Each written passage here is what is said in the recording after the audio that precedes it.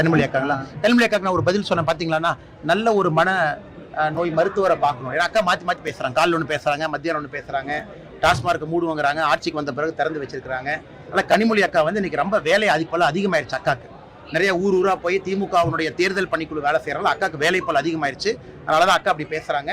நல்ல மருத்துவர் அக்கா பார்த்தாங்கன்னா அக்கா சரியாயிருக்கும். அண்ணா இல்லை, எல்லாம் ஒரே நாளில் நடக்காதுங்கன்னா 2014 சில வாக்குறுதிகள் கொடுத்தோம், நிறைவேற்றிட்டோம். 19 கொடுத்தோம், நிறைவேற்றிட்டோம். பாரதிய ஜனதா கட்சியை பொறுத்தவரை 24 கொடுத்திருக்கோம், அது நிறைவேற்றிடுவோம். நாங்கள் உறுதியாக நம்புகின்றோம், நம்முடைய நாட்டில் நதிகள் எல்லாத்தையும் இணைக்கணும். தமிழகத்திற்கு அது பெரும் பெருமையாக இருக்கும். காரணம், நாம் நதிநீர் பற்றாக்குறையாக இருக்கக்கூடிய ஒரு மாநிலம். நிச்சயமாக அது நடக்கும். அதற்கும் ஒரு காலம் வரணும். பட்ஜெட் உங்களுக்கு தெரியும், எவ்வளவு லட்சம் கோடின்னு உங்களுக்கு தெரியுங்கன்னா பொறுமையாக இருப்போம். படிப்படியாக ஒரு வேலையா செஞ்சுக்கிட்டே வர்றாங்க.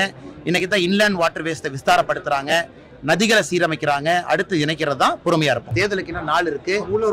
முழு பிப்ரவரி இருக்கு, முழு மார்ச் இருக்கு, ஏப்ரல் இருக்கு. எங்கெல்லாம் போயிருவாங்க? எல்லாம் இங்கதான் இருக்காங்க. ஓபிஎஸ் அண்ணன்லாம் எங்களோட தான் இருக்காங்க. எதுவும் கவலைப்படாது. உண்மைதானே நயனாரா சொன்னது? உண்மைதானே. இன்னைக்கு எங்க பார்த்தாலும் கூட கல்வி கூடங்கள்லயே கஞ்சாவுக்கும் அளவுக்கு நிலைமை போயிருக்கும் பொழுது எப்படி கல்வியில் சிறந்த மாநிலம் நம்முடைய தமிழ் மாநிலம் எப்படி சொல்லாங்கன்னா, புள்ளி விவரத்தை பாருங்க. தென்னிந்தியாவில் கடைசியில் இருக்கும். லேர்னிங் இண்டிகேட்டர்ஸை பாருங்க. Status of learning outcome CBSE publish பண்றாங்க ஒரு ஆண்டும் கூட.